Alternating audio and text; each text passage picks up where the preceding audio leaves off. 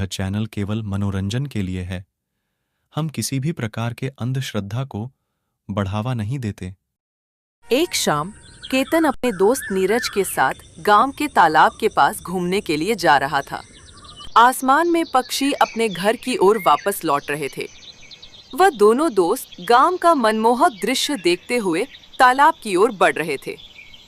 केतन ने कहा कि आज की शाम में तालाब में घूमने का अवसर दोबारा नहीं मिलेगा नीरज भाई। नीरज ने कहा, सही बात है, और ये तालाब दूर से ही काफी सुंदर लग रहा है। वो दोनों आपस में बात करते हुए उस तालाब के करीब जा रहे थे, लेकिन उन्हें ये बात पता नहीं थी कि गांव के लोगों का मानना था कि वो तालाब किसी शाप से घिरा हुआ है। उस तालाब में कई लोगों ने कूदकर अपनी जान दी है। उस तालाब पर कई प्रेतों का कब्जा भी माना जाता है और शाम 6 बजे के बाद उस तालाब के करीब कोई भी नहीं जाता। कुछ देर बाद वो दोनों उस तालाब के पास पहुंच गए। पास से ही वहां का नजारा देखने लगे कि तभी उन्हें तालाब के दूसरी तरफ एक आदमी दिखाई दिया, जो उसी तालाब के किनारे बैठा था। नीरज ने केतन से कहा, केतन भाई, ये आदमी तालाब के इतना करीब क्यों बैठा हुआ है? केतन ने कहा, पता नहीं नीरज भाई, शायद वो भी हमारी तरह इस तालाब को देखने आया होगा।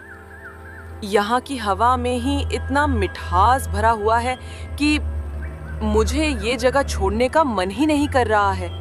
नीरज ने कहा, तुमने बिल्कुल ठीक कहा। मेरा मन भी इस गांव के तालाब और यहाँ के मनमोहक नजारे से प्रभावित हो गया है। दोनों दोस्त आपस में ऐसी बातें करते हुए गांव के सुनहरे दृश्य और उस तालाब के नजारे का आनंद ले रहे थे। तभी उन्होंने देखा कि वो आदमी जो तालाब के दूसरी तरफ बैठा हुआ था, अब वो उसी तालाब के पानी के अंदर धीरे धीरे घुसता चला जा रहा था। नीरज और केतन को लगा कि वो आदमी उस तालाब में नहाने के लिए घुस रहा है। कुछ देर बाद वो आदमी पूरी तरह उस तालाब के अंदर चला जाता है, लेकिन काफी समय के बाद भी वो ऊपर नहीं आता। ये देखकर वो दोनों दोस्त घबरा जाते हैं। ये भयानक दृश्य देखकर नीरज ने केतन से कहा, भाई, मुझे यहाँ अब बहुत डर लग रहा है। भाई, तू जल्दी से यहाँ से चल।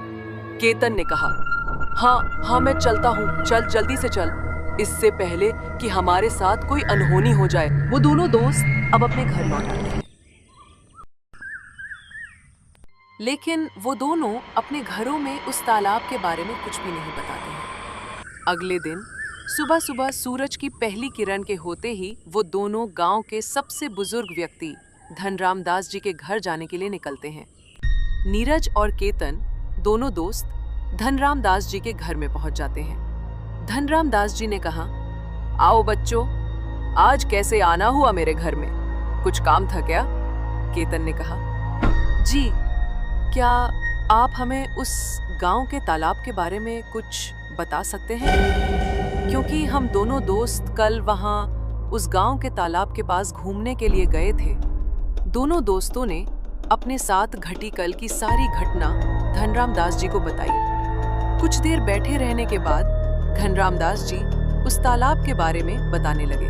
उन्होंने बताया कि वो तालाब कुछ सालों पहले तक सारे तालाबों की तरह ही था, लेकिन फिर बाद में उस तालाब में अक्सर लोगों की डूब के मौत होने लगी और अब उस तालाब में भूत प्रेतों ने अपना बसेरा बना लिया है। अगर शाम 6 बजे के बाद कोई भी आदमी उस तालाब के पास चला जाए तो उसका बच पाना बड़ा मुश्किल है। बेटा, तुम लोगों की किस्मत बड़ी अच्छी थी जो तुम लोग सही सलामत उस तालाब के पास से लौट आए। ये सुनकर दोनों दोस्तों के पांव तले जमीन खिसक गई और वो दोनों दोस्त उस दिन के बाद कभी भी उस तालाब की ओर दोबारा नहीं गए।